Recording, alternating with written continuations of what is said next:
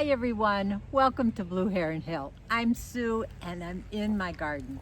Finally I can say I am digging in the dirt, big time. This has been a plant-a-thon marathon today. I got my tomatoes in, I got my peppers in. There's been a few things that have already been in the ground for quite a while behind me. I have a couple rows of carrots and a row of radishes that are doing so wonderfully well. We've had a very wet spring. As a matter of fact, last week we had such a rainy week. It was almost too much rain. In a period of about 30 minutes, we had over an inch of rain. We never get that. So good for the garden in a lot of respects, bad for my basement, which flooded again. I did have a video up, I'll post a link of that one, of the last flood that we had in the basement. That is part of the bad news. There's another bit of bad news gardening wise that I will get to in a little while, but first of all I wanted to talk about the good news.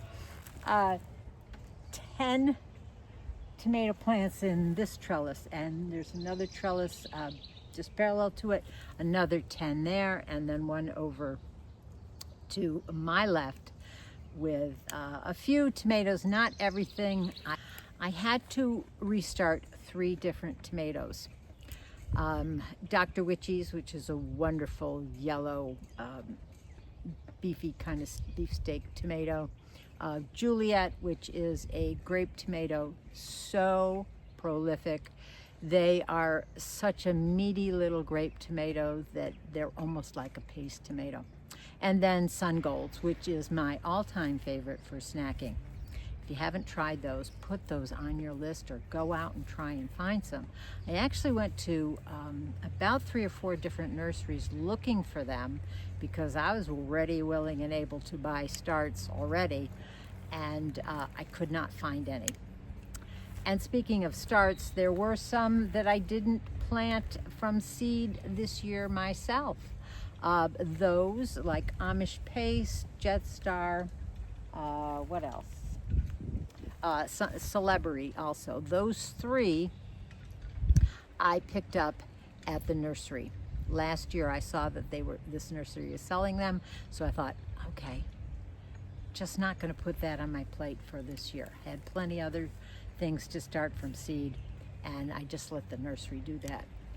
Now here are some of the things that I have started and put in the garden. This is celery. That has been in the garden for a very long time, a few weeks anyway. Here's my brassicas. They have taken off in this last week when the weather started getting just a wee bit warmer, but it does not mind the cool weather, so I'm very happy about that. Empty bed here, we'll get to that later on in the season. Onions all doing fine. Next to onions, here's a bed, small bed of potatoes. They are doing great. And off in the distance right over here, that garlic is about 3 feet tall. So excited to see the scapes come probably in another 3 weeks or so. And you can see over here, I've dedicated this entire bed, which is a 10-foot bed, 10 by 4, with peppers. These I started most of these myself. Some of these taller ones are King of the North, which I picked up at the nursery. Here is a bed of potatoes, in-ground potatoes here. And then there is, right along this edge, I planted some edamame. Here is another bed, which is really part of my bean arbor. And I have some bush beans here. Then of course, pole beans are gonna climb up on this trellis. Here is my basil parkway with different basils planted on either side. Here I think I have, oh, that's spinach, yes. And then I have a blank spot here in the middle, which I don't know what I'm going to plant in yet. some easy seeds, maybe some more lettuce. Here is my tower of lettuce here. I have been eating off of that for a couple weeks now, and waiting so patiently another few weeks, and we are going to have strawberries in this entire green stalk right through here. Some of them are a little on the slow start, but we have flowers already on some of these, so it's not long till we get fruit.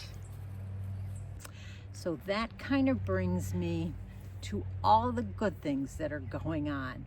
Still a few more things to plant, but I've gotten the bulk of it in. Unfortunately, this week is going to be a cool week, nothing freezing or anything like that. And they have all been acclimated to the cooler nights, and they have been hardened off to the daytime sun. So that brings me to the not so good news that I have.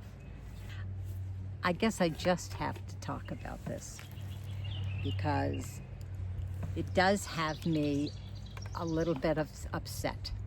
Last fall, when I started redoing my entire garden because of that horsetail fern, I got very excited about the prospect of actually really starting over again. I do have some disappointing things that are occurring in my garden, and I guess the best thing to do is just to show you what's going on. So let me take you and show you some of the things that have happened over the course of this spring. All right, let's start out positively. This is my raised bed. Filled it with some screen topsoil and filled it with about 6 inches of well-rotted compost, well-seasoned compost. But then come this spring, this is what I am showing coming up in my garden. And if you don't know what this is my nemesis.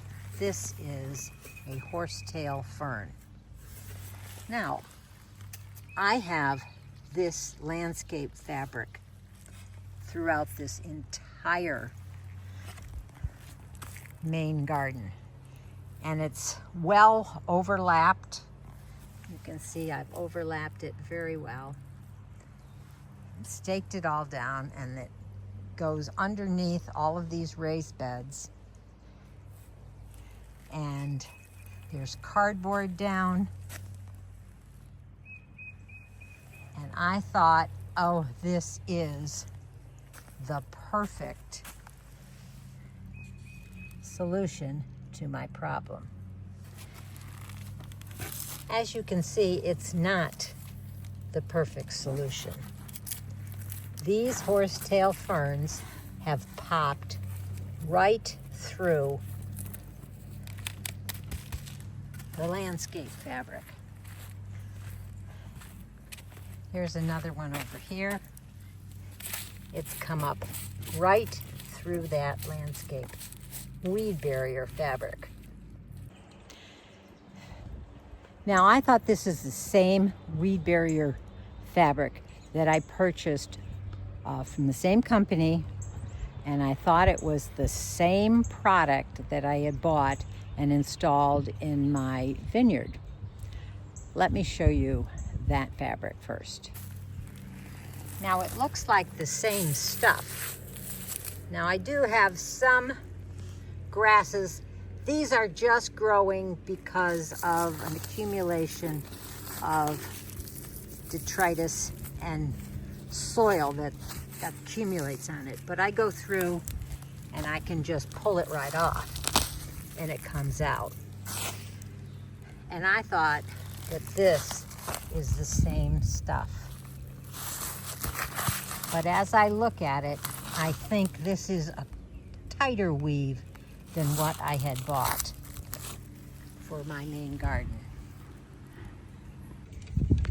This is what I purchased for the main garden. It looks like not quite the same weave.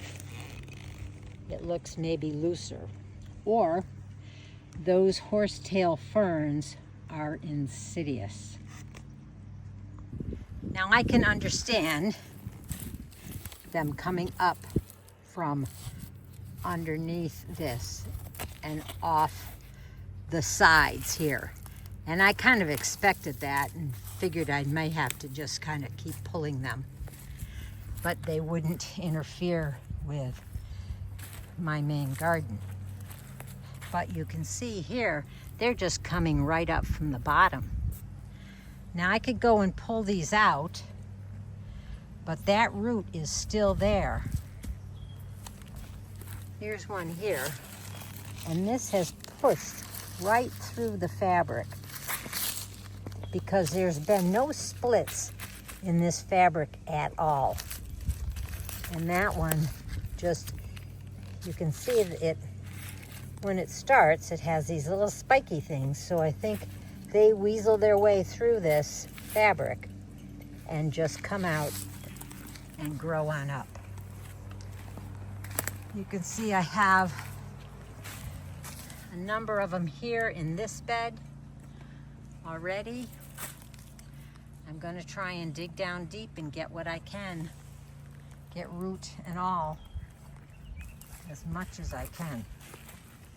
But you can see here, they're coming up along the side, inside, quite a number of them here, right here where the fabric meets the side of the raised bed.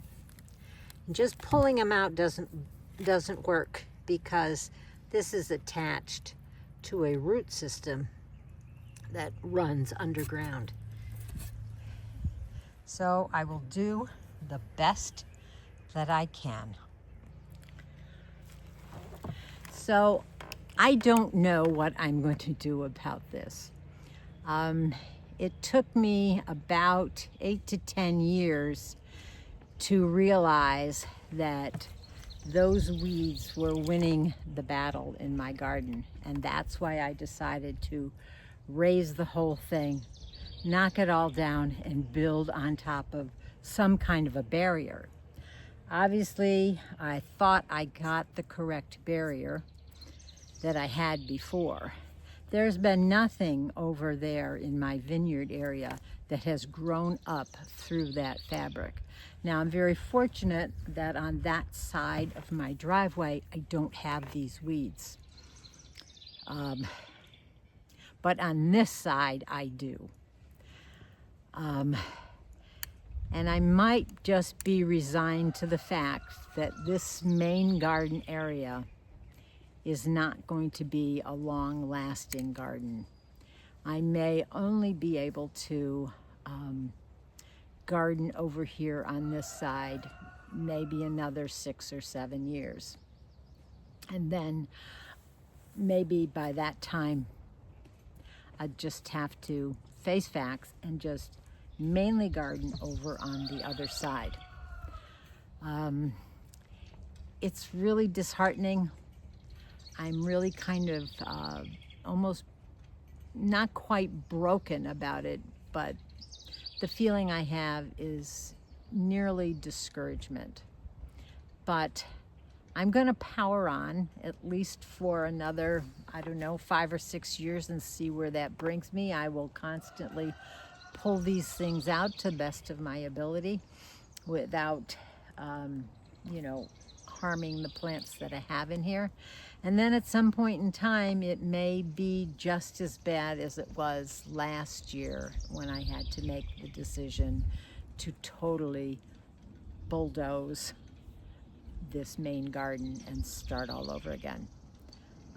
My daughter said that she's willing to come and take all the soil out, re-carpet this whole thing with another layer or 2 of landscape fabric. I don't know if I have the energy for that. Instead, I'm just going to power on as a gardener and do whatever I can, whatever it takes for me to have a successful garden this year, next year, the next year, and maybe a couple more years after that. We'll see where it takes us. It is nature's way. This is a fern that has been around since the time of the dinosaurs. Keep following along with me and I'll have more positive results. I promise. No more talking about those horsetail ferns. It's all going to be grand and glorious from now on because we've started to dig in the dirt. So if you liked today's video, give me a thumbs up. Share this with anybody that you might know, and subscribe if you haven't. So until the next time that we can go digging in the dirt, happy gardening. Bye now.